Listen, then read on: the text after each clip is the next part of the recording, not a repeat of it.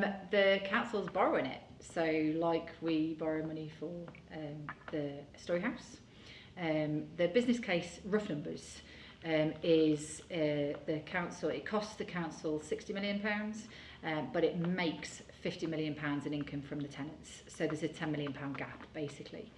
And that £10 million gap is fundamentally for the infrastructure needed to facilitate the development, so like the drains and the electricity and all that kind of work that's needed to facilitate any large development on this scale. So the council had the decision in October, you know, do you want to do that? Do you want to pay that £10 million and create this first stage on the Northgate development or not? And they took the decision it was worth the investment.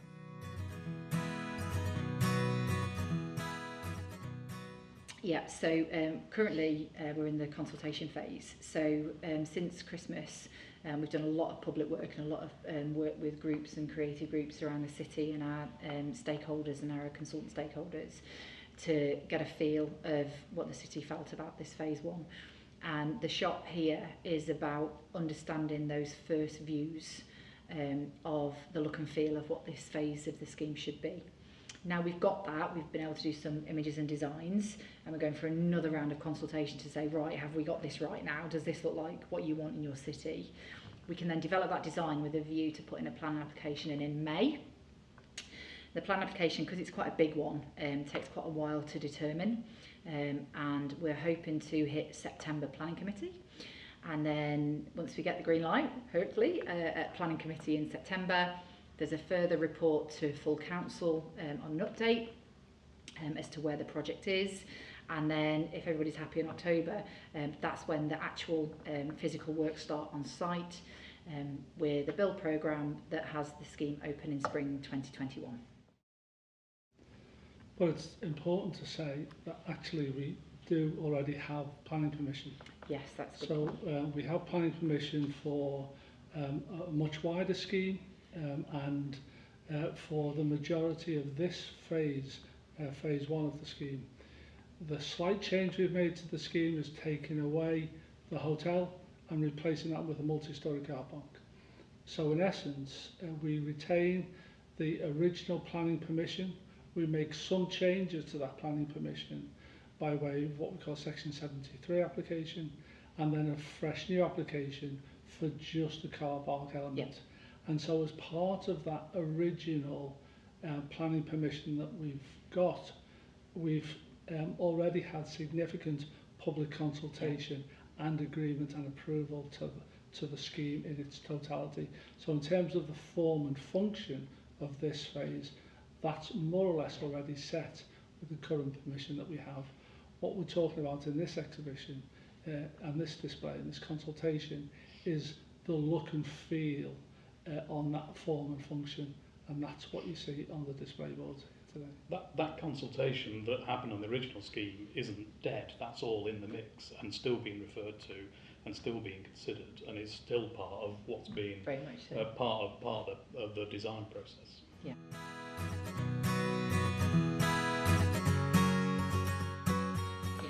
The fundamental principles of everything we do in Chester is the basis for the One City Plan. So the One City Plan is a document that you can find on the council's website, which is the council's view and vision for the city for the next 20 years. And a lot of that vision has already been delivered, which is the moving of the bus interchange and significantly the construction of Story House and the journey for the regeneration of Chester City. Chester's suffered from a lack of investment, especially in this Northgate area, for a number of years, and failed development schemes that we can see in this consultation room. When the council took control in 2012, it was for a comprehensive regeneration of this whole Northgate area, which was a retail-led plan. Obviously, the changes in retail and the structural changes in retail in the House of Fraser meant that we had to rethink this area. But there was a strong desire to bring forward this phase of the development, which is much needed new car parking and much needed new market. Even though our market's pretty amazing at the moment, it's not fit for purpose long term. So we need a new market, a new cinema back in Chester, a new market square where we can have events and a lovely place to dwell. That again builds on that regeneration journey of the stepping stones that we've already put in place, And then we've still got the rest of the site to look at. So we're concentrating, this consultation's on about this phase 1 development. But in the background at the council, we're looking at what the future phases of the rest of the development looks like.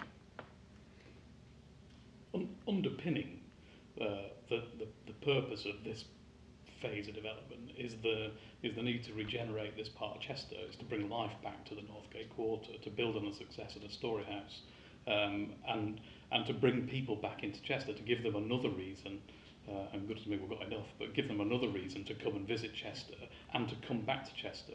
And part of the way we'll do that is by refreshing the offer, it's by refreshing the experience, it's by creating events that will draw people in as part of what we're doing, which is why we're designing the spaces to be at the heart flexible enough to allow us to change and grow and develop over time.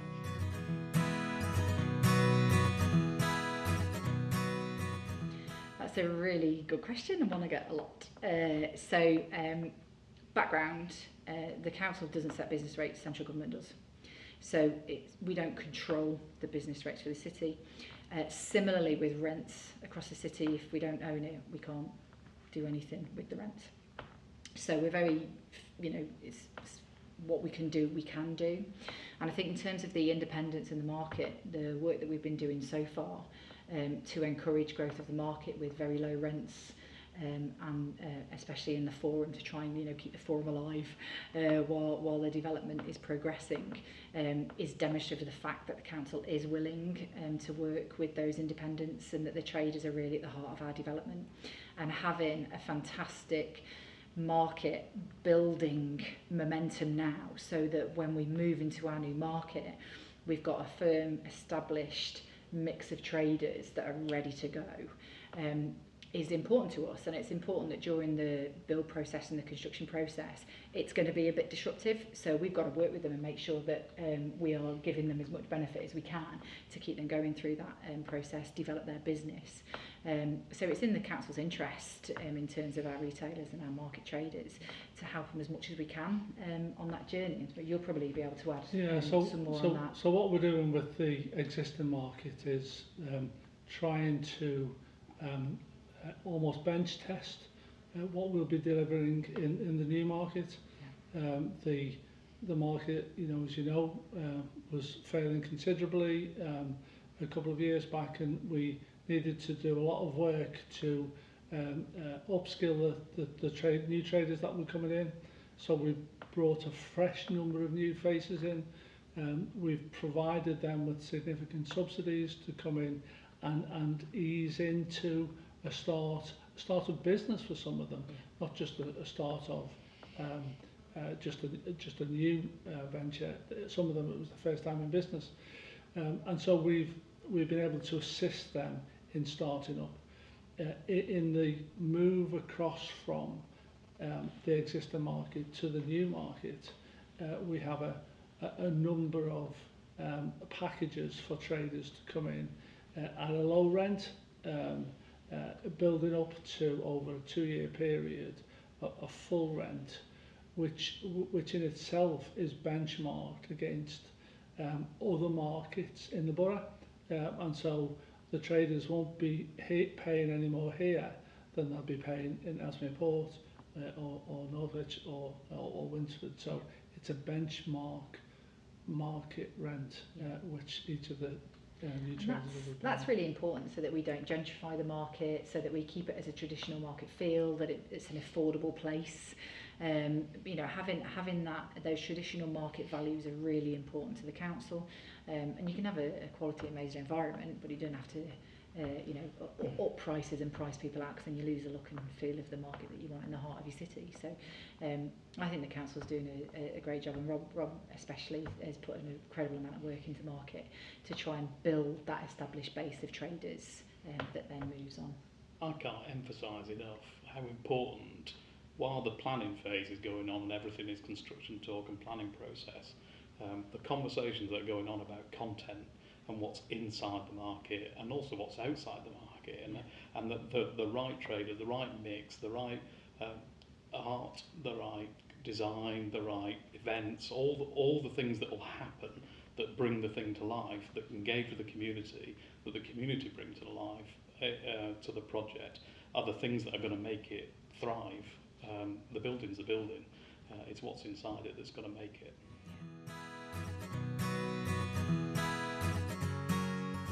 I think this is a really important question.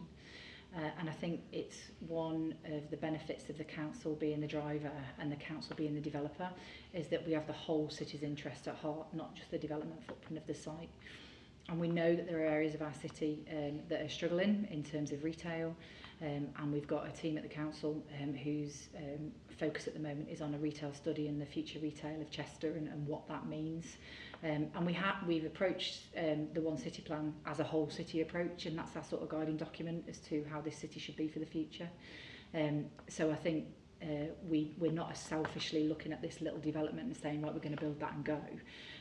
We are here for the long haul with the whole city picture in mind. It's one of the pushbacks I get, because I'm quite often, can we do this, can we do this, can we have this, can we do this, and we can't shoehorn everything into the same small part of Chester. There's the whole of Chester, so that this won't be everything to everybody, because it shouldn't be everything to everybody, because there's plenty of space in Chester to develop other things. I mean, we do work with our partners across the city, and as the council, we're really interested in what does go where. We've got a number of hotel applications, that part of the city. We've seen 2 hotel applications.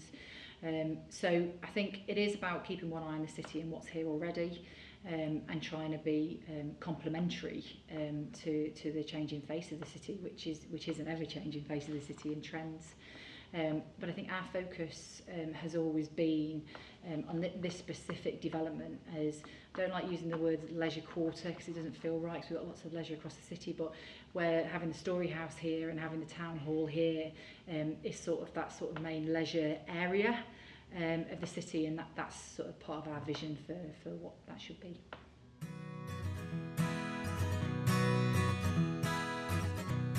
$782 spaces. Good proportion of disability spaces, good sized spaces, you can show me doors properly, and a significant number of electric vehicle charging points. So I think what the city is really missing is a fantastic modern car park that's clean, that's light, that's a good place to park, it's easy to navigate, it's a smart car park. And car parking is probably one of the things that comes up most. And we've made a number of assumptions on car park charging rates for our business case, but we're still 2 years out, so things can change in those 2 years. And there's various different options for car parking. Like you say, we've got our park and ride in the city, and we've got other parking, but this is a bit of a game changer in terms of the quality of the car parking that we want to deliver. In terms of pricing, like I said, we're 2 years out, so we've made assumptions for our business case that we're firming up. But with the cinema agreement, for example, evening parking is £2. So it's not in our interest to price out people coming into the city of an evening, because why would you do that? So I think that's a really important element, is that it's a quality of car parking that we don't have. The current market car park, which is here, which we'll be replacing, really I don't think is fit for purpose as a car park anymore. I don't know if anybody parks there, but it's not the best. So I think we need to bring into the city that quality parking that we're missing. There's been a real big focus on getting some green into the city. So the city's very hard, so it's a very hard landscape. Not much greenery. A lot of that is because of our lovely Romans, and we can't get tree pits in anywhere. So can we get green as much as we can green in the new development? So we're looking at green walls. Again, this is concept images that we're still playing with, subject to further feedback from consultation. But green walls are really important. So we're going to try and get as much greenery on the walls of the car park. But what's also important that's coming out of the consultation is the views. So on the top of the car park, I don't know where it is behind my head, is a glass viewing panel. So you can stand out at the top of the car park and you can see the views. which I think is quite nice. And we're working with some residents and businesses in the city on a cycling strategy. So the proposal at this stage of consultation is, do we want a cycling hub in the car park? In the base of the car park, we have the option to put in a cycling hub, be whatever that is. What does the city want? We want to encourage active travel. We want to encourage more cyclists into the city. Where do you leave your bikes, or what, that kind of thing? You know, we don't have a cycling hub here. Do we want one? Is this the right place for it? And all those are moving parts of this consultation in this next phase of design that's really important to get the view of the city. Do you like the look and feel of that greenery? Does it feel right? Do you like the glass panels? Do you like the cycling hub? And then we can move and shake and change the development to suit really.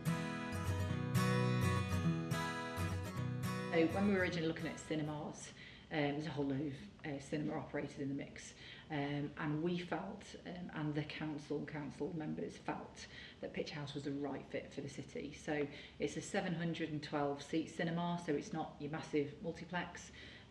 Pitch House, I don't know if you've ever been to a Pitch House cinema, but it's a fantastic brand. It's a real comfortable feel. They've got a big social element to their organisation, a real community feel. They've been here quite a bit. Their managing director, Claire, has been here quite a bit. She loves Storyhouse and what we're doing with the city in terms of the historic nature of the city, the complementary development that's going on. And Pitch House are so keen to work with Storyhouse on a complementary programme. They see Storyhouse as a real addition and a benefit, and that there's absolutely no reason why the two can't trade side by side and complement each other in their offer, to give a whole offer to the city. So we've not had cinema here since, ironically, the Odeon was here, and now that's Storyhouse. But we still see demand for the city, and Pitch House in their last meeting here still said this is their key target for cinema, and they really want to have a fantastic cinema offer for the city. So we think it's the right thing.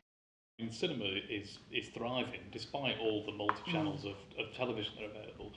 Cinema is thriving, and the variation of cinema offer is changing the reason people are going to cinemas as well. But what's so important is that this is a city, and it's a city centre, and we want visitors to come and have a whole experience. Yeah. And we want people to spend the day and the evening here. We want people to enjoy everything the city has to offer. We don't want it's not to say that what's happening at View or what's happening at Cineworld is not relevant. That's a different experience. But if you come into the city, we want you to have a full offer in the city. That's why it's relevant to have a city centre offer. I think we can incorporate the visual art strategy into elements of Chester Northgate. So I think one of the big game changers for the market development, and it's in the consultation, I think everyone should feed back on that as much as possible, is we've managed to get a second floor into the market. That's a game changer on space. So as well as the work that Alan's been doing on events and lighting and visual arts in the public realm and how does that all work in connection, having a second floor in the market with a really great space on that can hold art exhibitions or do demonstrations or have whatever, looking at the creative people for help, in terms of that offer, we think is really important. So that's part of the visual art strategy for Chester going forwards. I think in future phases we can do more. And I think, as we alluded to earlier, it's a whole city approach. So with our museum teams and our other teams in and around the city, we're looking at how that visual art is across the city, as again, not just being a focus on Northgate, but I think in the Northgate development, specifically in the public realm and in the market, there's absolutely a space for visual arts and public art. There's an undoubted demand for people to have somewhere as an outlet for visual arts and for culture as a whole, and so through curated events, through curated content, through some of the ideas that we're developing to enable visual arts to be incorporated into the inside of the market, for example, we're hoping that there'll be lots of scope for that sharing in this scheme. But that's not in place of, the visual art strategy and what might happen in future schemes. Yeah. But there's certainly, we're developing lots of quite interesting ideas for places that we're very inspired by the fourth plinth. in London, the idea that the thing needs to change, and change will make it more exciting and will encourage people to come back again. And part of the kind of strapline that we've had for some time now about what makes Northgate, or what will make Northgate, is almost expect the unexpected. And as part of that strategy for displaying of art, then it could be inside the market, it could be on stilts above the stalls, it could be outside the market, it could be projected onto the buildings that surround the square. So there's a whole range of stuff that Alan and others are sort of looking at the moment with and I'm dead excited about it. We try and compete with Chester Oaks, we've failed. I think we're not trying to compete with anybody, we're trying to be the best Chester that we can be. And I think what that means is having a unique offer that no one else has in the Northwest, but being really specific and having a quality offer. So, you know, we all know about Broughton Park retail, we all know about Chester Oaks retail, but they're very much retail-focused developments.